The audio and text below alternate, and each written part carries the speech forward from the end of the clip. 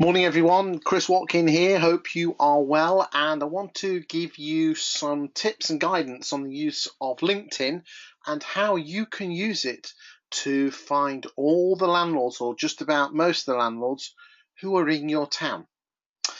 You see, what happens is this: LinkedIn tends to attract 40 to 70-year-old middle-class males and females.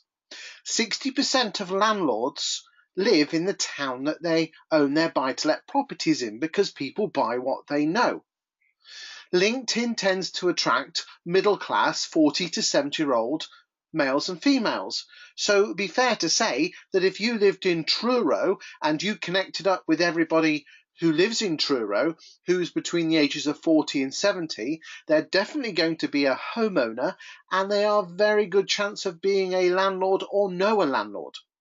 LinkedIn is identical to Facebook in the fact that you connect up with people and you get to read what they're throwing out and like it and comment on it, and they get to read what you chuck out.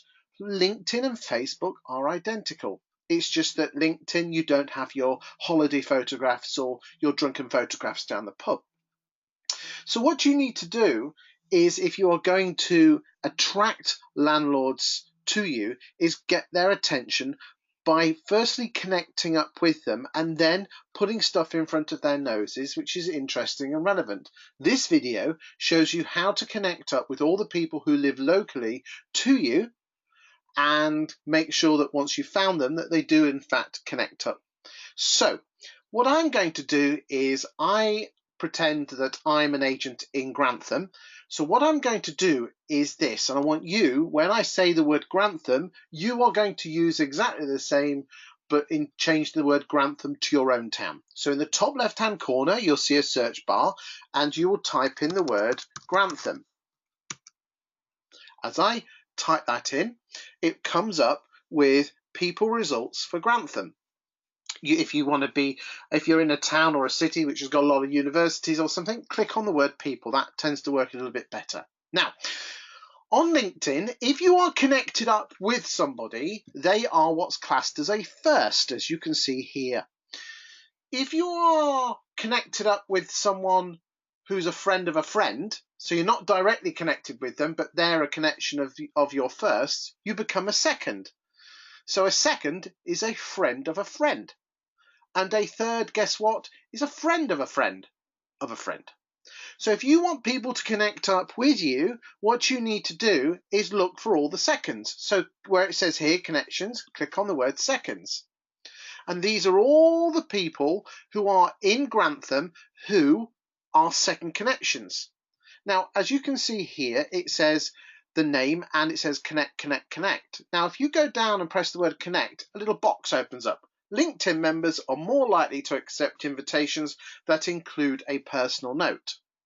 Okay, if you just hit the word send now, it would just be a boring old connection request which people will not want to do. Now, this is really important. When somebody sends you a connection request, what you will find, that I'll just show you now, is that it comes up with their name and their job title and a picture of yourself. There's nothing else that you can do to show that. So what you need to do is have a job title that people will want to connect up with you. Most of you have job titles. Let's have a look at this. Company owner at Winkworth, Grantham. Owner of Creation Station, Grantham. Sales and marketing at Grantham Manufacture. If you think about it, if your job title has the word estate agent, letting agent in Grantham, you might as well put the word child killer, scum of the earth, because nobody's going to want to connect up with an estate agent or a letting agent. So those of you that do the landlord farming technique, I strongly recommend that you change your job title. Let me show you how you do that. Into view profile, let's have a look. And what I'd like you to seriously do is change your job title. Now, I'm not asking you to change it below, I'm just asking you to change it here. So in mine it says UK's #2 letting agency business guru. Click on the pencil. And what I'd like you to do is change that to, now if you're running a blog, this is what you should be doing, author of the Grantham property blog. Now, I just leave it at that if I was you, just humble. But some of you will still want the name of your firm in there. And if you really, really must insist on putting that in, then put it in afterwards. And MD of Joe Blow Real Estate Agents. If you really must put that in. And you hit the word save. And now all of a sudden, when I send a connection request to somebody, what actually happens is that they get to see my name, and I'm now not an estate agent because it says up here, author of the Grantham property blog. So if you're in Chelmsford, author of the Chelmsford property blog. And if you really must put the name of your firm on there, then do so there. Right, so that's the first thing. Let me put that one back because I'm not an estate agent anymore. Okay, back we go. So we go back and we search Grantham again, like we said. And we click on second connections. So this should bring us everybody who we have sent, who's based in Grantham. So I click on the word connect. Now add a note. Now, really important, make a note of their mental note of their name, Andrew. So I click on the word connect and I add a note. And I type in Andrew. As we have many mutual connections with the Grantham area, and I wanted to ask if you would connect up on LinkedIn. Kind regards, Christopher. So what I then do is copy everything apart from his Christian name, copy it, and I send the invitation. So he gets a nice competition there, a nice email. So I then send it to, let's go send another one to Jonathan. Add note, Jonathan. Now, if you really want to do this even better than that, instead of starting it as we have many mutual connections, a really positive word that you can use when you're sending anything, be it LinkedIn, social media, emails, is if you start it with the word you. So you and I. So there you go. You and I have many mutual connections with the Grantham area, and I wanted to ask if you would connect up on LinkedIn.